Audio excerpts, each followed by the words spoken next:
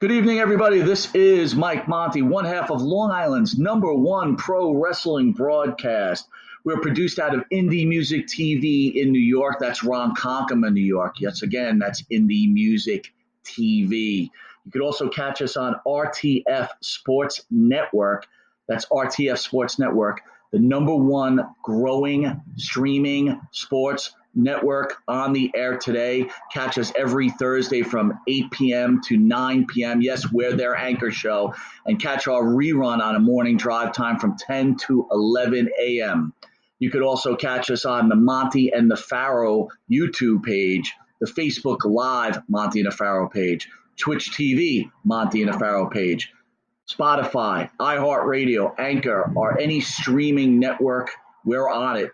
You can find us anywhere. Also catch us on New York Cable, Channel 115, every Tuesday from 8:30 p.m. to 9 p.m. Also catch us Saturday mornings on Channel 115 from 6 a.m. to 6:30 a.m.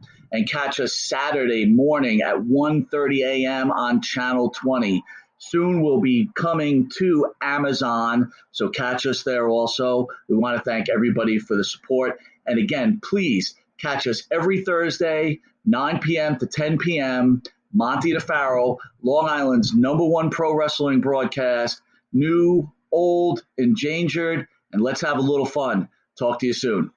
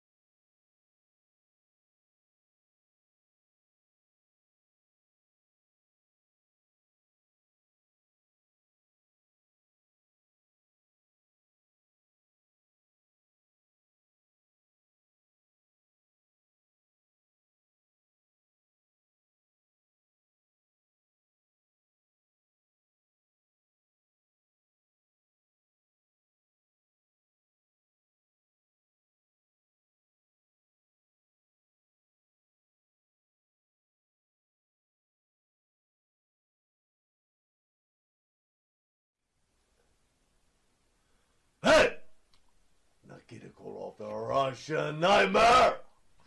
And you're watching the #1 show on Long Island with Monty and the Pharaoh.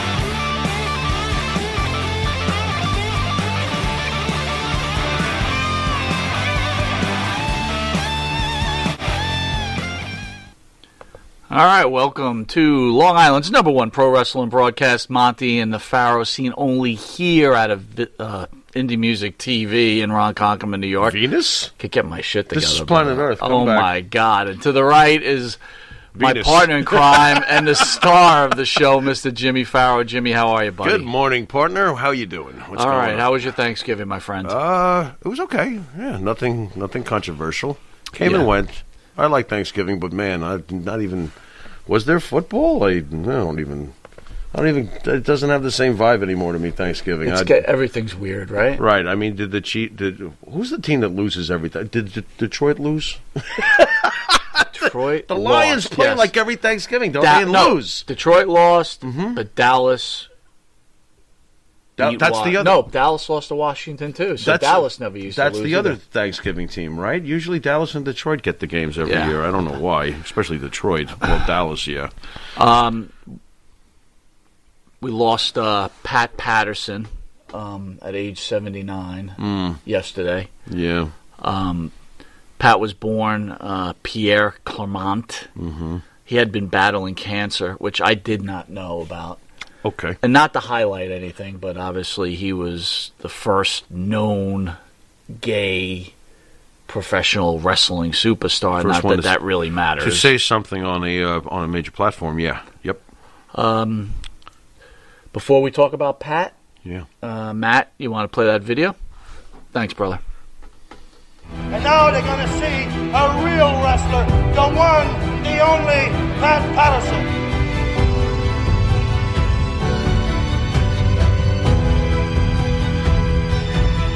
I am the Intercontinental Champion, and I'm the best in the world today. From all over the world, England, France, China, Russia, all over.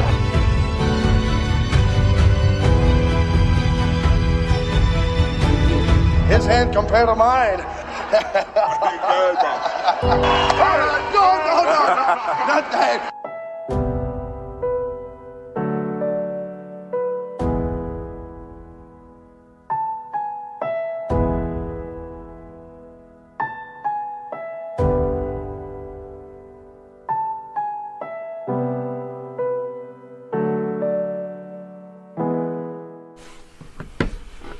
All right, welcome back to Long Island's #1 pro wrestling broadcast. And interesting enough, Jimmy, we had set up the show to go over the history of the Intercontinental title.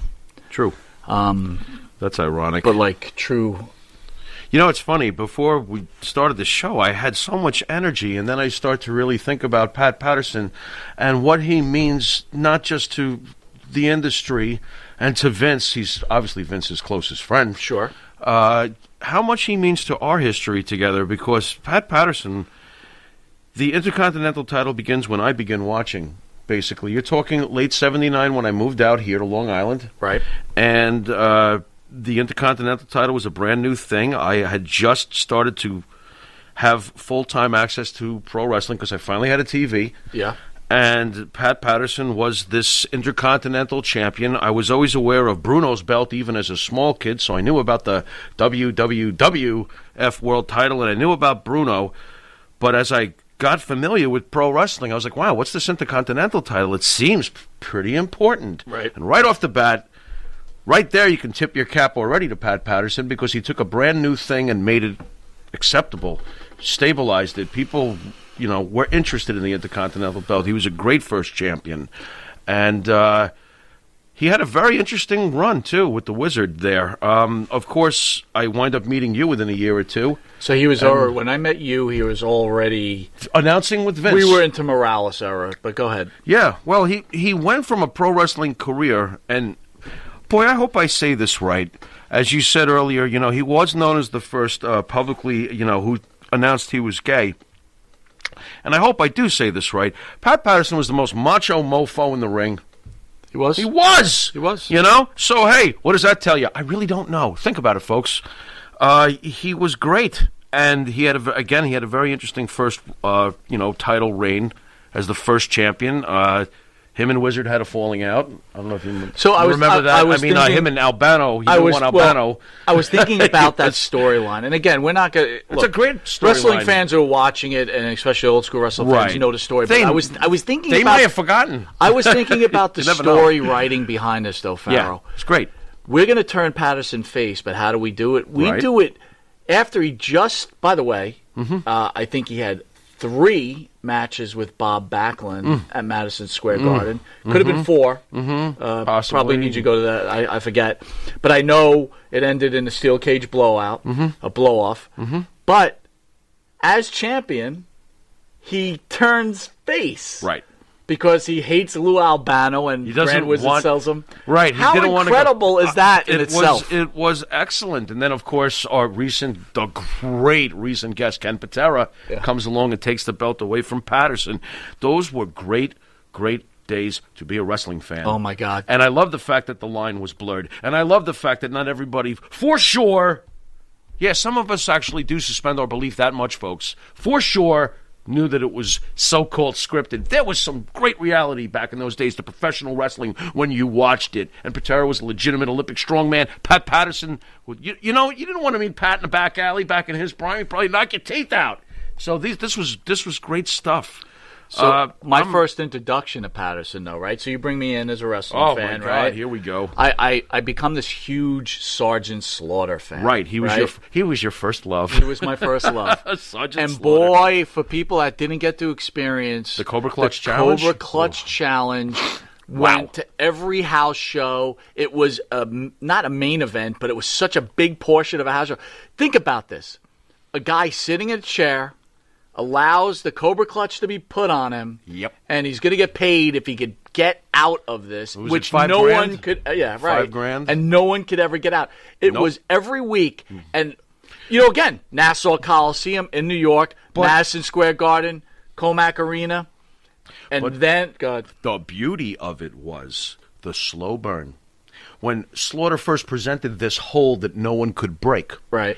We started off with the very bottom of the card, guys. Here comes Steve King. I'm from Panama City, Panama. I'm going to get out. Dude, he couldn't even wiggle, and he was giving up. Yes. Okay? Right. And then we got to Frankie Williams. I'm a little bit bigger than Steve King, and I try hard. Right. And he wiggled a little bit, and he's done. Then the next week, an unknown, very big kid, at the time unknown, named Jim Duggan, gets in there, and he actually stands up. But he sits right the F back down. So someone was able to almost stand up off the chair. They slowly, then quick draw Rick McGraw.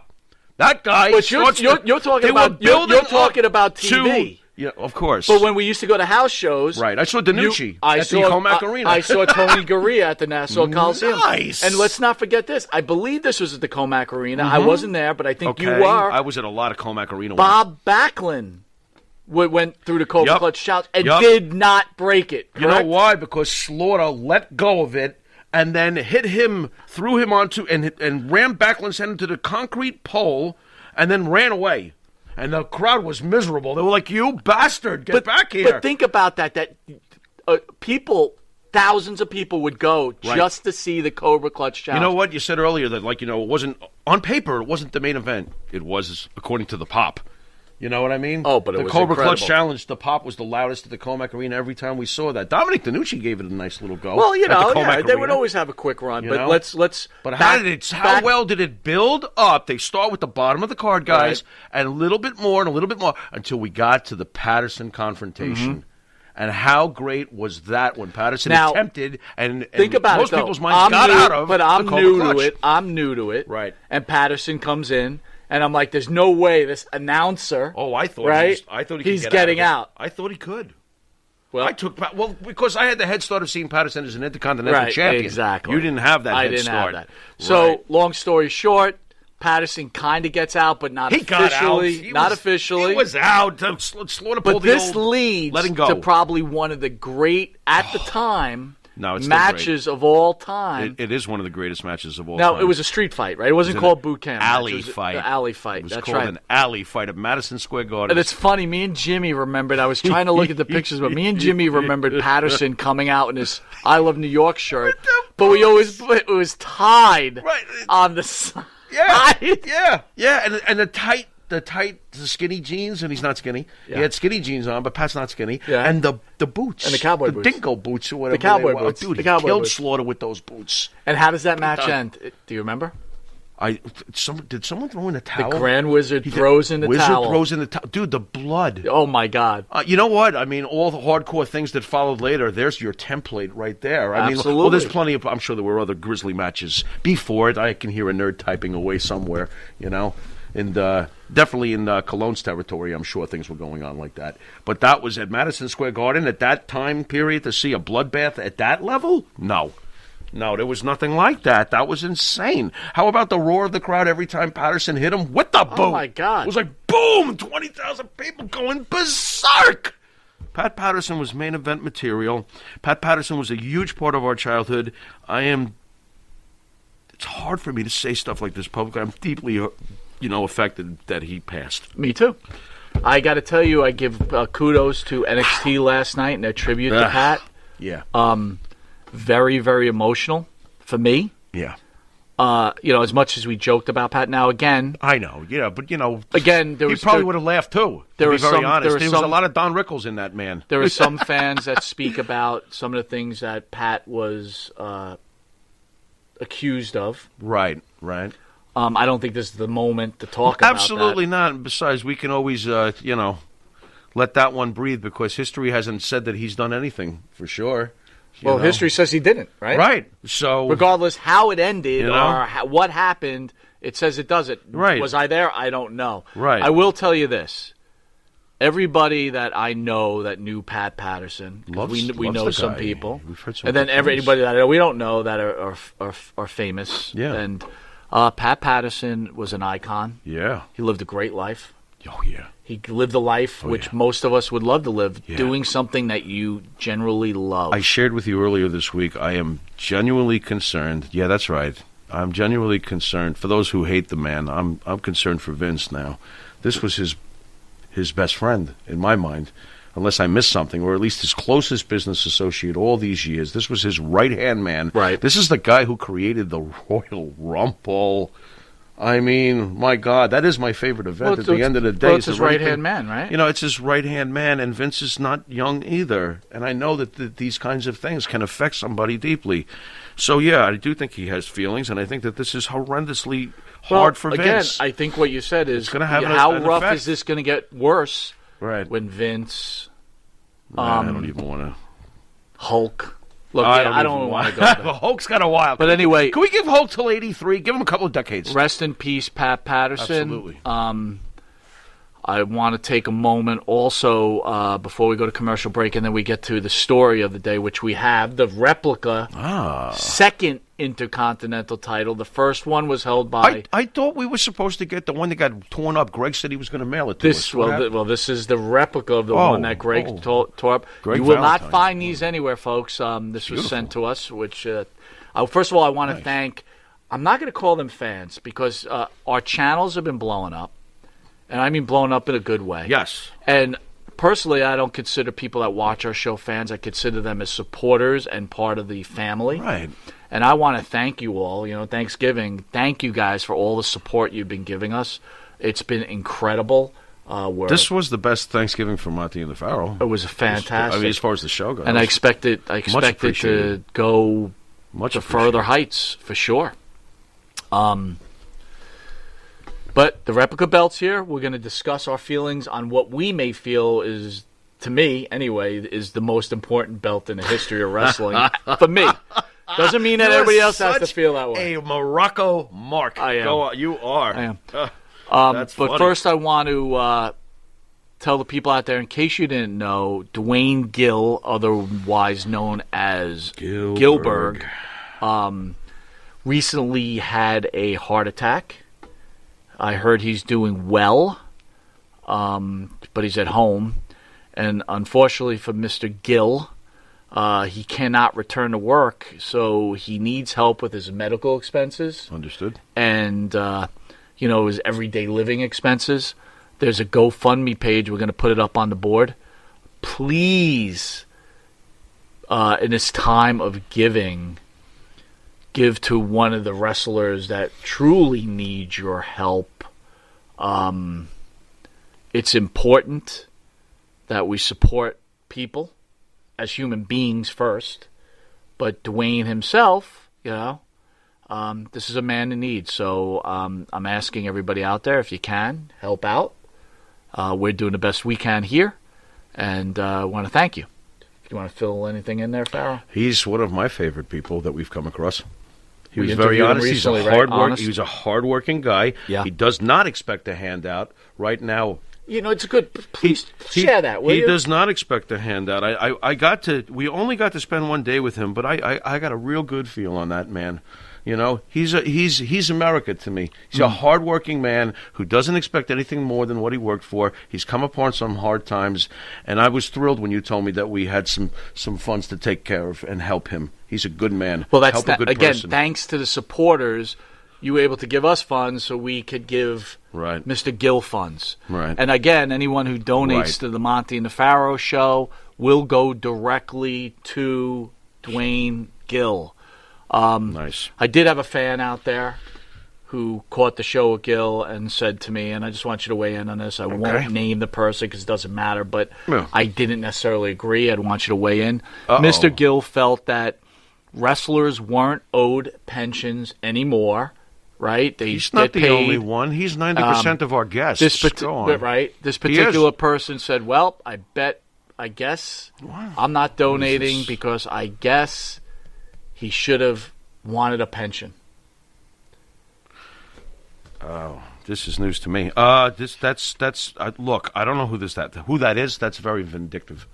Can I just leave it at that? Sure. Because I think the important thing is Gil's a good man, and let's help a good person. That's pretty much it. His opinion on unions, I don't think should really sway anybody. I agree. That's a little strange. Okay. I Fair also enough. I It's also very agree strange. as human beings, if we have, let's help. And again, I never tell anybody what to do with their money. Everybody works hard for their money. Right. And if you can't afford it or you don't even want to, Right. that is your right as a Right. human being. Right. I will just tell you personally, like Pharaoh said, Mr. Gill was nothing but a gentleman, seemed like a great guy, hard worker, is America, everything about Yeah. America. So Real anything me. that the Monty and the Pharaoh family can do, anything Monty and the Pharaoh can do, we are there for you, Mr. Gill. With that, we're going to take a quick commercial break, and then we'll be back with the theme of the show, Yeah. the history of the Intercontinental In the meantime, title. can I see who the hell wrote something like that? We'll be right back. You need a body shop? You need engine repair? Auto Excellence, Collision Specialists, 631-261-6420. That's 631-261-6420. Auto Excellence.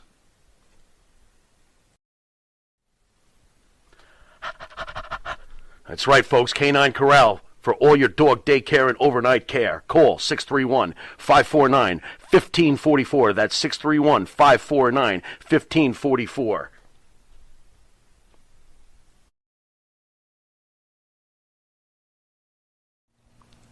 And APB, American Protection Bureau, voted #1 best on Long Island for all your security needs. Call 631-390-9050. That's 631-390-9050. APB.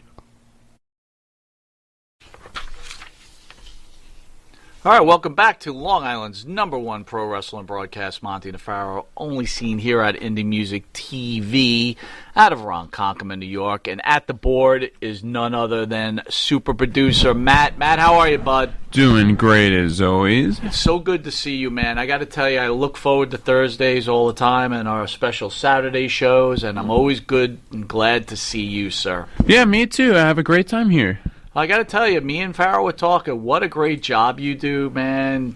You're spot on with everything. It's just a pleasure. Oh, thank I feel you. like you're setting him up. You're not setting him up. No, I wouldn't dare set him up. Good job, man. Boy, what else we got? All right, man. History of the Intercontinental title. There's been 86 different Intercontinental champions. Is that all? Chris Jericho holds the record for most reigns with 9. Nice. The Honky Tonk Man holds the longest reign at 454 days. Little hubba hubba. Only 3 other wrestlers, Pedro Morales, my man, Don the Magnificent Morocco, Of course. and Randy Savage, have held the championship for a continuous reign of more than 1 year. Okay. Sami Zayn is the current champion in his second reign, which he's Right. doing a good job with, He's by the way. liberating us. Go on. Yeah. All right?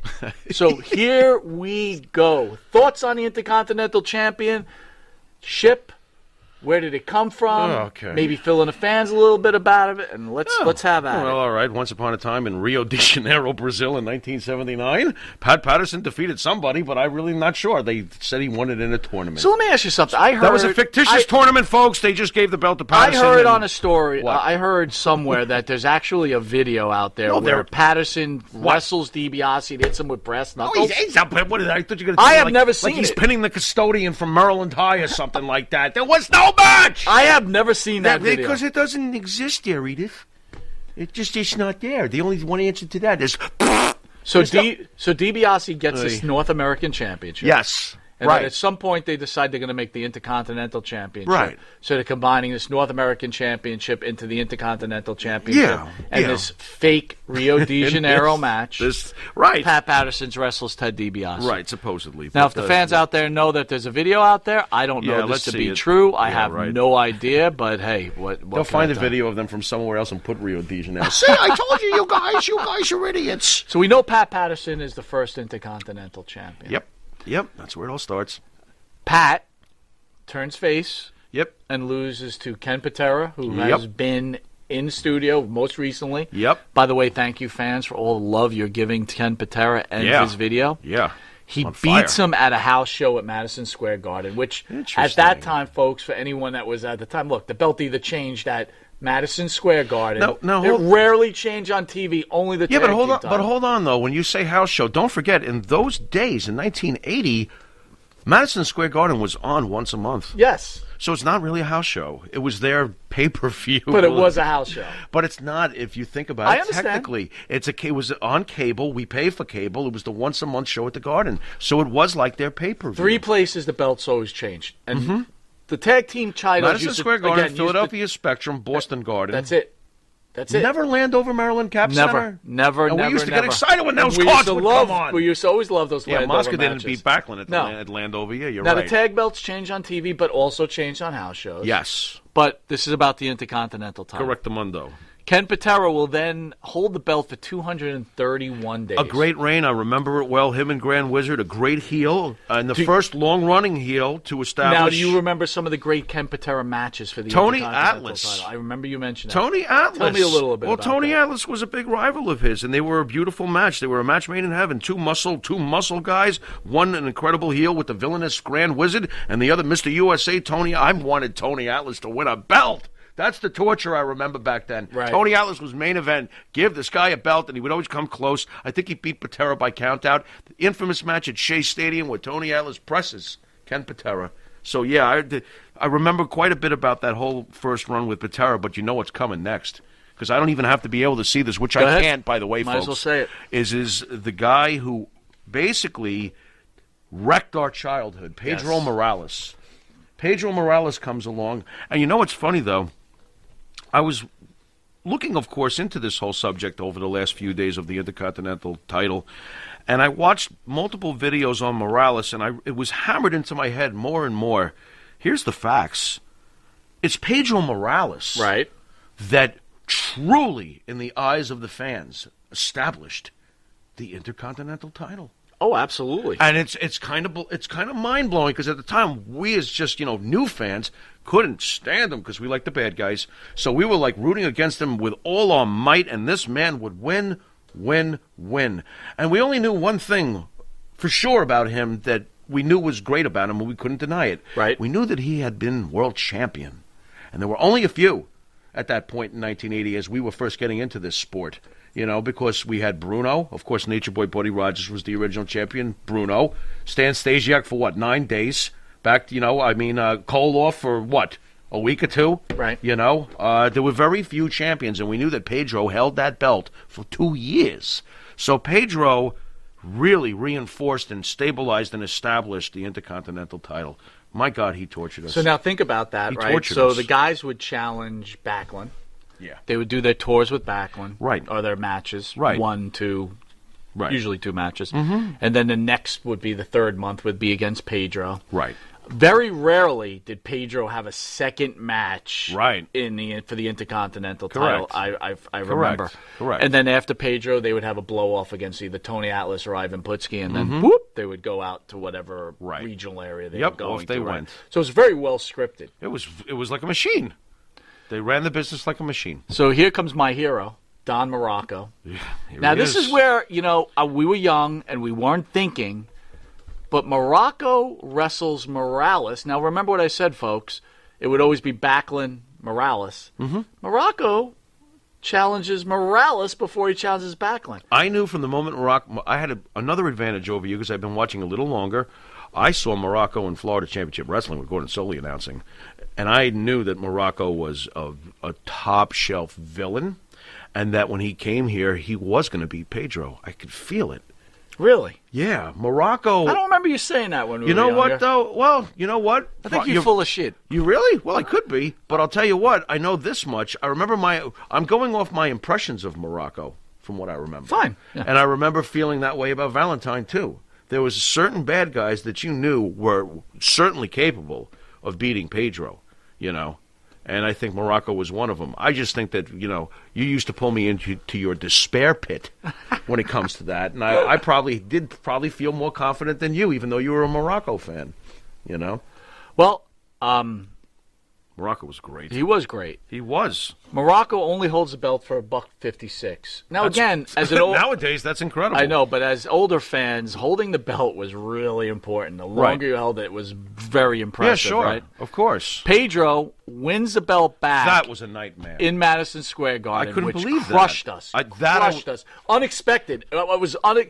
didn't even See, understand. now you're full of shit because we knew it was coming. We did? Yeah, we did, and we dreaded it. We could see that Pedro was coming back to take his belt. And I remember when he returned to TV, clapping his hands. He ready for any kind of action. Remember that stuff? I'm right. like, oh, That's no, right. here he goes with the left hand to the belly. Here we go Pedro again. would hold the belt for 425 Dude, he days. killed us, man. And Morocco, who I loved.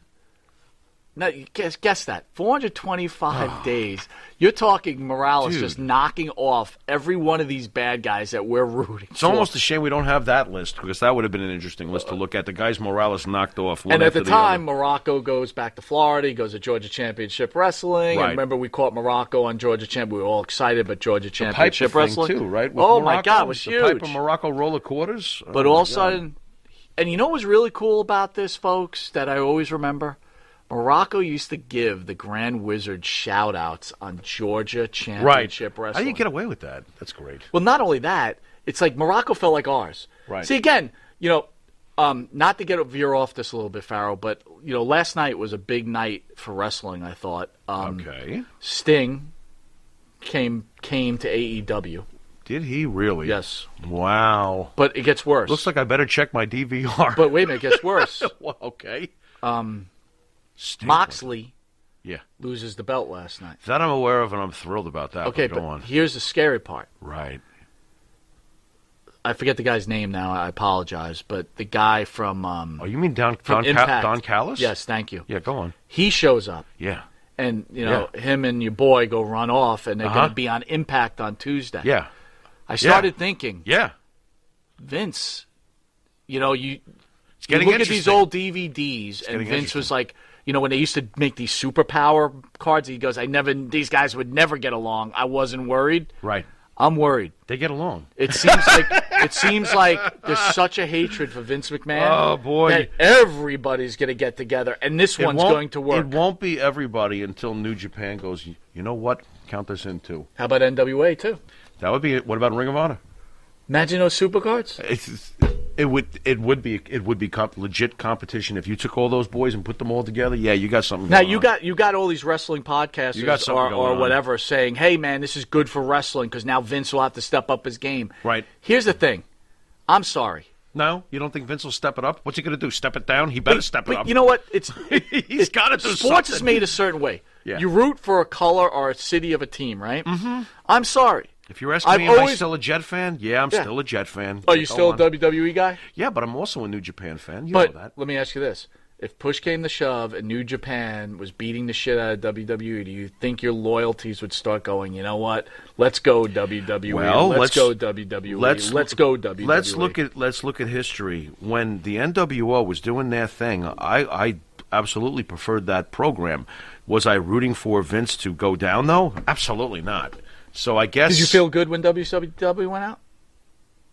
I felt good that Vince won. Yeah, me too. And now I'm scared. Because I knew that the wrestling guy had won. Now Say I'm whatever scared. you want about Vince McMahon, the human being, and how he conducts his business, but Vince McMahon versus Ted Turner was the wrestling guy versus the TV guy. And I wanted Vince McMahon to win because he's the wrestling guy. Well, before we take Real simple. I want to bring it back. Before we took a commercial break, we were talking about Morocco giving shout-outs, but Morocco felt like ours. Right. Our WWE. Like, yeah, we knew he was in Georgia. Fine. I feel that way about Valentine as well. Yeah. You know, he went other places and had Absolutely. major impact, but hey, he's the WWE guy. I'm sorry, WWF guy. So what happens is right before the commercial break, Don Morocco returns, but unfortunately the Grand Wizard passes away of a heart attack, and Captain Lou Albano manages Morocco. And what does Don Morocco do for us? He defeats Pedro Morales and puts him on the shelf permanently. Right. And You forgot to mention he also eats a sandwich during a match. Absolutely. Morocco. Come on. with that, we're going to take a quick commercial break, and we will revisit the history of this Intercontinental title and the great wrestlers who have wore this belt. Jimmy, I got to take a dump. What? No, I mean I need a dumpster. Well, for all those needs, you need to call Big V Dumpster Rental, Long Island, New York, 631-900-DUMP.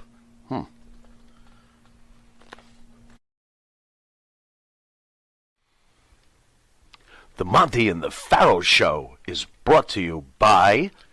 Because wine is your second favorite four-letter word. California wine, New York attitude.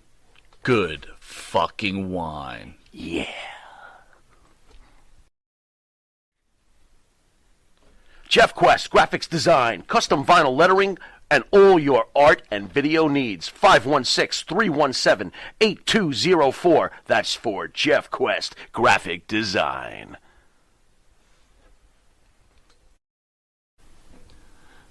All right, welcome back to Long Island's #1 pro wrestling broadcast, Monty and the Pharaoh, seen only here out of Indie Music TV every Thursday from Ronkonkoma, New York. So we left off. Don Morocco finally puts one of our most hated guys out, Pedro Morales. And here comes. And here comes who's been in here. Several times. Mr. Tito Santana. Our good friend. Who defeats Don Morocco at the Boston Garden. Yeah. I remember that match. Yeah.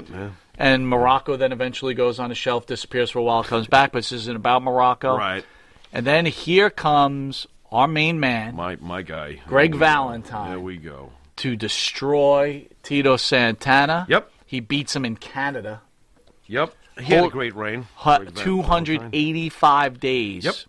That was awesome. But then in Baltimore, Maryland, Tito Santana defeats Greg Valentine in a steel cage match. Steel cage title change. They had a great rivalry. The first of their kind, I believe, in the WWF. That was a great rivalry.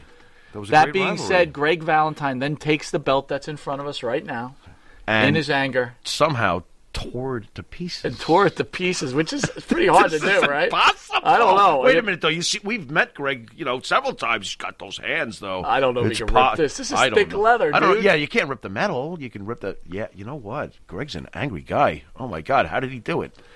So Crazy so stuff. where, Pharaoh, does the Intercontinental title weigh in your mind as belts? That's obvious. I mean, to me. Any belt, U.S. belt, NWA belt. It's number two. Number two. It's the number 2 belt in the company. I'll always look at it as the number 2 belt in the company, and it is what it is. I'm a little disappointed over the years. It used to mean when you held that belt, you actually were the second best wrestler in the company in the pecking order. It used to mean that. The era we've been discussing, that's what it used to mean. Nowadays, not so much. Well, I've always felt like they that's a tried bit to of a push shame. the U.S. title up, and if people don't remember, they actually retired the Intercontinental title in 2002. Yeah. I actually wasn't watching wrestling at that time. I kind of had got a little worn out from it, but I stopped for a while. Now, you know what's interesting, what happens next, pretty much in the lineage of the history as we're going along here. Yeah. And it is very interesting. What happens is that the Intercontinental title at this point has either been showcased by a former world champion, Pedro Morales, or a guy who couldn't beat Backlund like a Morocco or a Valentine. Right. Now things get very interesting because the next champions that start to come along are guys like Macho Man Randy Savage. Who wins the belt before challenging for the heavyweight becoming the great legendary world heavyweight champion. Sure. So now the Intercontinental title is fully matured and is serving its purpose to now groom the next champion. Yes. It has changed its purpose. Wow, well it's said. very, very interesting how that happened. A guy like Savage, a guy, great Intercontinental champions who went on to be great world champions. A guy like Bret Hart, a guy like Shawn Michaels. Yep. These guys, over the next 10 years, after the period we've just left off at, pretty much are carrying and showcasing this title as this is the belt you win before you become the great one, the top guy. You know? I agree. And just some incredible matches. One of the greatest Intercontinental title match moments, if we can, since we're, in the late 80s and, here and there. What about that incredible moment where Honky Tonk said, I'll wrestle anybody. I'll take on anybody. I don't care who it is. Well, and whoops, it's the Ultimate Warrior. And here he comes. This guy was as hot as the 85 Bears. I mean, this guy comes flying out. And what was it, 31 seconds? Or something like that. Destroys a guy who, how long was his reign? The longest reign in the history of the belt. Honky Tonk Man's reign. And Warrior comes out and decimates it in 31 seconds. And guess what? The fans loved every single millisecond of it. Well, that's one of the great Intercontinental matches, and it's not even a clinic. It's just someone who's so over. It's such a great moment. So let me ask you this. Yeah. What is the greatest moment for this Intercontinental title, in your opinion? Ooh, I'm going to have to go to my little notebook here because I don't want to be irresponsible. I had been going over some matches earlier this week and looking at a lot of them, and I could fling some out there if you want me to. I did previously mention. Well, I would want to know what your truth. See, let me start off here, and we discussed this earlier, folks. If anyone knows, one of the great Intercontinental moments for me personally was there was a time where Captain Lou Albano managed Don Morocco. Right? Right. And Morocco wrestled such greats as Rocky Johnson, Jimmy Snuka. We all know about Morocco that. was top of the card. There was a point where Captain Lou Albano managed Iron Mike Sharp. Yes. And Iron Mike Sharp had the black armband, and he would hit people, and he'd put the metal in there. Iron Mike Sharp was actually pretty high up on the pecking order at one point. So I used to go to the Garden every month. Mm-hmm. Okay, it was a big thing for me. And I became an Iron Mike Sharp fan also. There was a moment where Morocco, in between, I think, Johnson and Snuka, wrestles Iron Mike Sharp for the Intercontinental title. Albano is managing both wrestlers. Wow. And he's actually helping both wrestlers cheat to win. I remember. And Morocco ends up winning the belt, winning the match. Of course, he defends the title. Right. But for me, that's classic. That's my moment. Like that was such a great moment. And what an unusual set of circumstances, the way they presented that. You got two bad guys and the manager's representing both, and he's helping both cheat. That's incredible. Here's another moment for me. the Meadowlands started playing a bigger role in the WWF. Morocco, again, I keep talking about Don Morocco. Morocco has to defend his belt against the great Mexican hero, Mil Mascaras.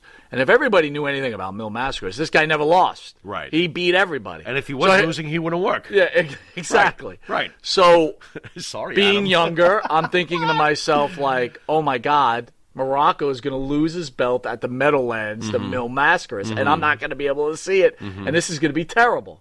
Long story short, I think Morocco got counted out, but the point of the matter still is, doesn't lose. like, to me, as a fan, God, did I want to see Morocco against Mil Mascaras.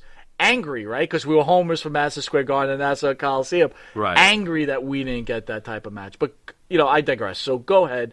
What meant the most for you for this particular title? Well, as far as personal memory goes, and I hope I'm remembering this completely accurately, I saw Rob Van Dam win the Intercontinental title. You know how I love Rob Van Dam. Come on. I do believe I saw Rob Van Dam beat Benoit for the Intercontinental belt. And that was pretty damn amazing. And that's the highest on your list? Dude, think about those two in the ring. You know what kind of match that was? That was ridiculous. What a clinic. You know, you got the mat technician against the pinnacle of high flyers, and they made it work. And, yeah, it was great to witness live. You know, that was great. I got to be honest, that honky tonk memory is very big for me when Warrior came flying down. For any wrestling That was fan, huge. that is so Wembley huge. Stadium, Oh, my God. Hart and Bulldog, Beautiful. was absolutely huge.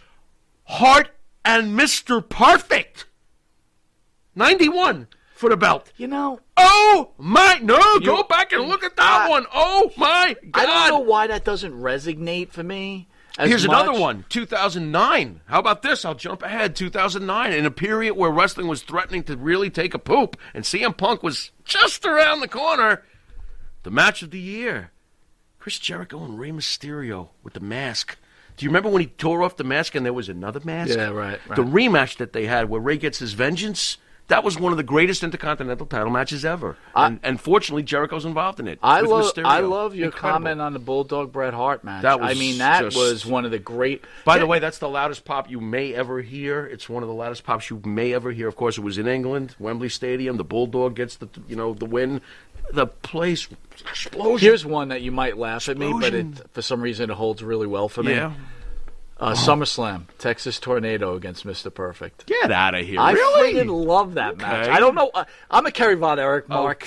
too. You know what I mean? Yeah, you are. You know what I mean? Yeah. And yeah, look, you let's are. not forget, really, in my opinion, probably the greatest Intercontinental match, and maybe probably one of the greatest matches of all time, in my opinion. WrestleMania 3. WrestleMania 3. Of course. Ricky the Dragon Steamboat, course. Randy Macho Man Savage. You oh know, my God. you know what a bitter bird I am about that match to this day. I still am so pissed that Savage lost the match.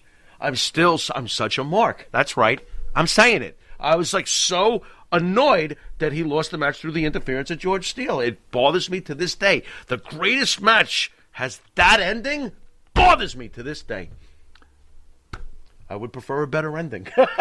You keep saying that. You keep I saying would that. I get prefer it. a better ending, but you know what? It didn't matter. The crowd loved it. George's love affair for, Liz, the whole thing. So, yeah, it worked. Oh, another cool thing. How about 2004? We're at the point at 2004 where the belt is so established, and it's now shown that if you win this belt, you're going to be a future world champion. Right. How about this match in 2004 where the Kid said, I have arrived. Randy Orton defeats Cactus Jack. That was a bloodbath. And that also put Randy Orton, his first strap, the Intercontinental, it's got him down his road. There's been a lot of classics over the years. Here's my problem with some of that stuff, right? Yeah. The wrestling at that point came in, like, you won a belt, you lost it weeks later, no matter Right. what. It was like you never held on to a title. Right. That's why I don't get it. But It's- it was important, though, at the time for Randy to get that title and to defeat somebody of Cactus Jack's status. So let's talk. Let's talk about that. That was important. Pedro Morales, 2 Early on. reigns, 619 combined That's days. insane. We got tortured for almost 2 years? The Miz. Now this is kind of ridiculous. I respect- 8 reigns. I respect- for 597. So he's had the most combined days. Yeah. but over 8 reigns. Right, and when you really break look it at that, down, it's like a month or two. Yeah, it's like, It's come no on. big thing. Pedro's, you break it down, it's a year apiece. Don or so. Morocco for 541. 2 reigns. Not Right. bad. That's amazing. Honky Great. Tonk Man, 1. That's the greatest. 454. We could stop right there. That, to me, as I've told you 1,000 times, that is the greatest reign in the history of the Intercontinental title. So speaking of that, And it ended in 31 seconds at Madison Square. so speaking of that, we'll take a Warrior. quick commercial break and we'll get back that who is really the greatest Intercontinental title holder of all time. You'll hear it from the Pharaoh right after this break. Right back. Yeah! In the mood for a freshly roasted cup of coffee? www.offtherailscoffeeroasters.com.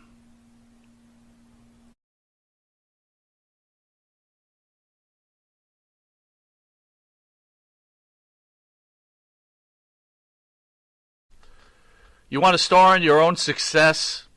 Call QuickCast. www.quickcast.com. 866-7-CAST-NOW. That's 866-7-CAST-NOW. QuickCast. Start your own success.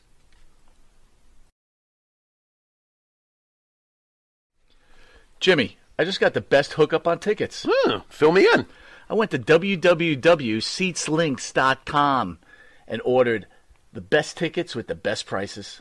Call 718-676-0504. SeatsLink, the complete ticket experience. Tell them Charles sent you.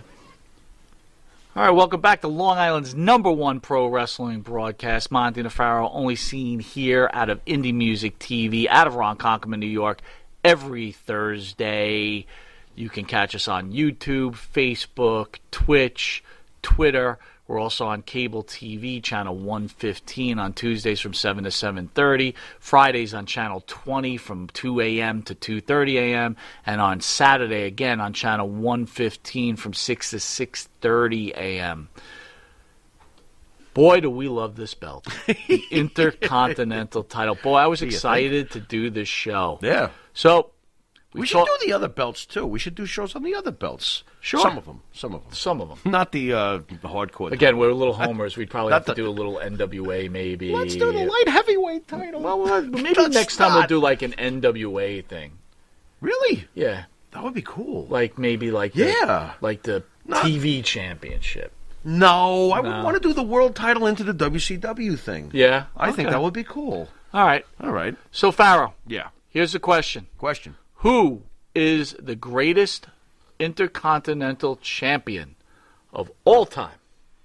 Can you go first while I sit here and tie my brain up? This is All right, guys. So this is like is this is rough. difficult. This okay? is very difficult. I'm going to explain my thought process. I'm looking on at this, like and 10 names. and I'm going to weigh in. Yeah, go on. So when you think about the Intercontinental Champion, right? Most of the heavyweight champions, held the Intercontinental Championship at some major time ones or another, Some right? major ones did. Yeah.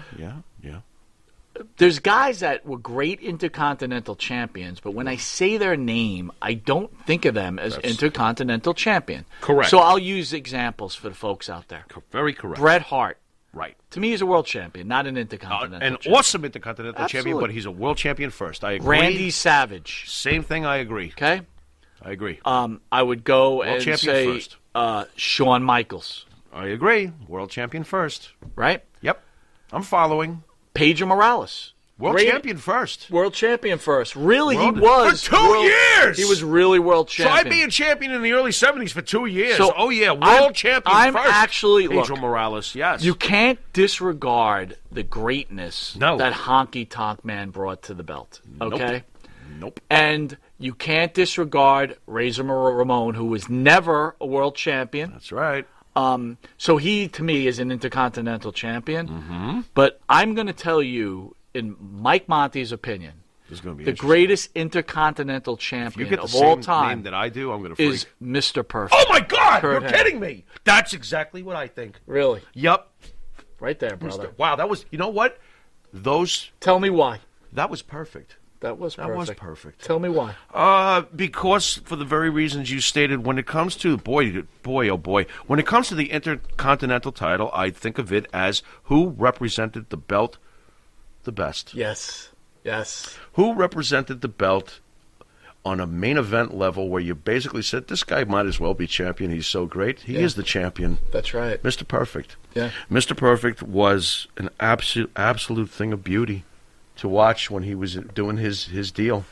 You know, 2 title reigns for 406, by the way. Not too shabby. And by the way, when we're using that premise that remembered as the Intercontinental Champion, Rick Rude gets a huge thumbs up. Absolutely.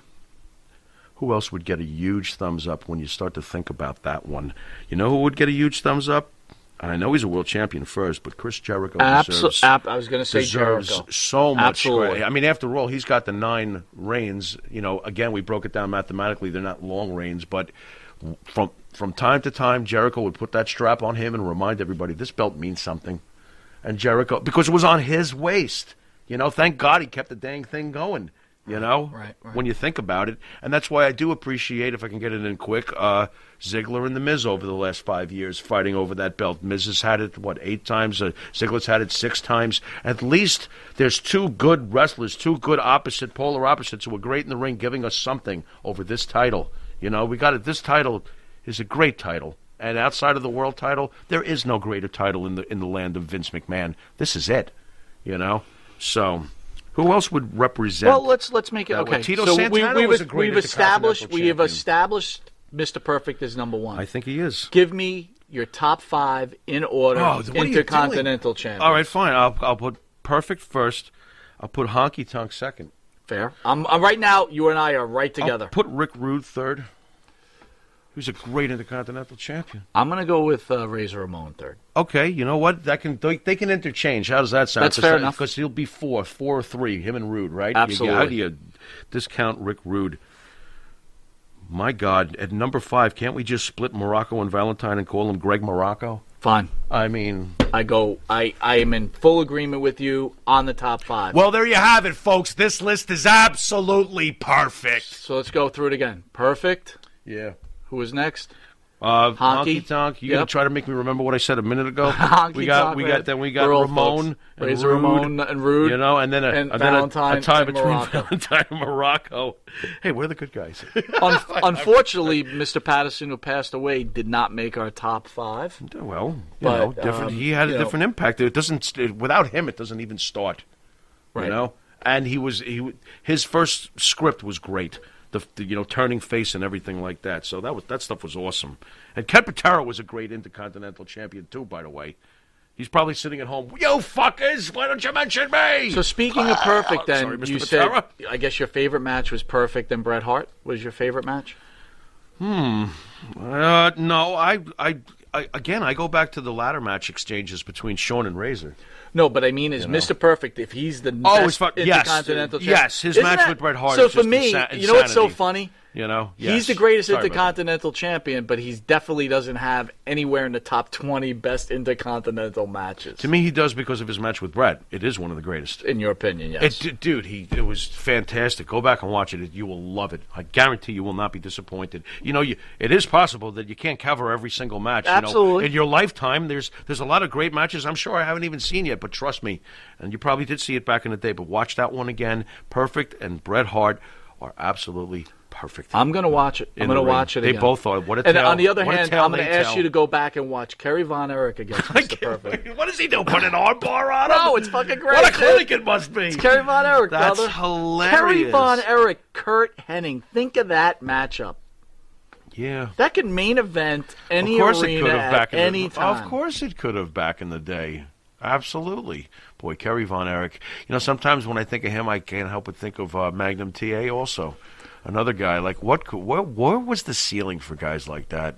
Apparently higher than they were ever able to get to because they either had a tragedy or in Kerry's case, he self-imploded. Mm-hmm. Kerry was an amazing specimen, but he was never that great in the ring, though. Let's calm down here. It was Kerry Von Erich. He was Kerry Von Erich. Sometimes you don't have to be great. He was. And you know, David on was the other favorite, hand, though, Kurt Hennig of the family was friggin' awesome, dude. Anyway, I want to thank the Intercontinental title for giving us some of the... Thanks. 53 years old... Does this belt get benefits? This belt's going to get some benefits. At 53 years old, the Intercontinental's title has given us 40-something years of incredible love a lot of and greatness. excitement. A lot of greatness. I mean, one match we didn't speak about. And Yeah. you know what? I have China? to apologize. How can we not mention China? I have to apologize. To me, the second greatest intercontinental title Not match China of all beating time. Jericho. I was No. so pissed. Go on. No. And you know what? We were so focused. Jericho hold. And I think you're gonna agree with me. What do you got? Jimmy Superfly Snuka, steel cage against Don Morocco. Hello. How do we forget that We match? can't forget that. Well, that was at night. We didn't cut school for that, but we probably didn't do our homework. That's for sure. Well, I went. Oh, you were there? I was there. How do you go without the Pharaoh? Dude, you were like, Was your I getting mother high? would let you in trouble or something. You might have gotten high. Yeah, it could have It been is getting high school. I was listening to Maiden. Sorry, folks. But what is your memory of that match? That was incredible. It was another incredible match. It just that place was Nothing- unglued. nothing like those days, especially before the line got. Folks, for anyone that went to Madison Square Garden, and I'm going to tell you, back in those days, very special. It was Yeah. off the hook. Jimmy Snuka, Magnificent Morocco, the people did not sit No. down for that match. No. When he climbed to the top, and by the way, I'll give props. Jimmy Snuka, Bob Backlund steel cage match was incredible too. Come on. There's one match I saw in Madison Square Garden. Now, I wasn't there for Hogan Sheik, so I couldn't tell you how it was. But I will tell you I was there for War to Settle the Score, Piper against Hogan. That dominated Snuka Morocco. People were fighting in the stands. It was insanity. Well, Piper brought that out in people. Piper was as red hot as a heel could be. It was insane. He had the most emotional responses as a bad guy. The place would be on the verge of a riot. So we got about 3 minutes. Give me your final thoughts, Pharaoh, on the Intercontinental title, my friend. Well, again, there's never been a greater title outside of the WWE Heavyweight title. I think back on all the fantastic matches, especially early in our childhood. The belt's always been important. The belt's been through some crap. It was even retired, as we mentioned, off-air. Wasn't this thing retired in the early 2000s? Absolutely. I was like, what on earth are you guys doing? Bring this thing back. It wasn't retired long. It has always afforded the opportunity. Thank God for its existence. There's way too many wrestlers, especially today. When you look at the size of the roster of the WWE and all the other, we've already said that the rest of the other rosters could have a card on their own, a super card. This belt, thankfully, with all these, the plethora of too many wrestlers, this belt has always, thankfully, been there for a guy like Jericho who deserved to hold the title. Absolutely. Or nowadays, if it's The Miz, I think The Miz fits the shoe real well. This is a guy who should have a belt of some kind, and he's been the face for many years now as far as this belt goes. This belt has more than served its purpose and given us back great joy. It's a classic. And it'll probably have another 40, 50 years, unless they sell it to Disney. I had to go there. Yep. Ha-ha, kitties. With that, you've been watching Long Island's #1 pro wrestling broadcast, Monty and the Pharaoh, seen only here out of Indie Music TV in Ronkonkoma, New York. Coming up in not this Saturday, but next Saturday, we will be having Mike Knox in studio, along with a former I believe he was an Intercontinental champion. I think you're right. Savio Vega. More importantly, the guy who got Tony Atlas the hell out of Puerto Rico, or gave him the heads up at least. Dude, right? I'm pretty sure, and I don't want to get off the air with this, but I'm pretty sure Savio Vega you might be all right. was an Intercontinental. For what, like 12 days or something? Well, I'm going to tell you what. You know how those reigns go. I might be. If you hold on, keep it going there. Don't let it go. Please don't let it go. Was that the show that Alex was on? I can't even get these damn game show hosts. I'm going to find it in a second. But Savio Vega will also be in studio. We'll talk to him about the death of Bruiser Brody, obviously. Oy. But also Lord. what The Undertaker meant to Savio Vega, who recently was with The Undertaker on his farewell night at Survivor Series. Oddly enough, people, The Undertaker never won the Intercontinental title. Really? Which is interesting That's in weird. itself, isn't it? Yeah. You would be shocked that would be the case. He hasn't even held the world title a lot of times when you think about, how Triple H and Randy Orton and the rest of them have held the belt over 10 times. But when you think of Undertaker, you think of him as being a world champion. Of course. Right? No-brainer.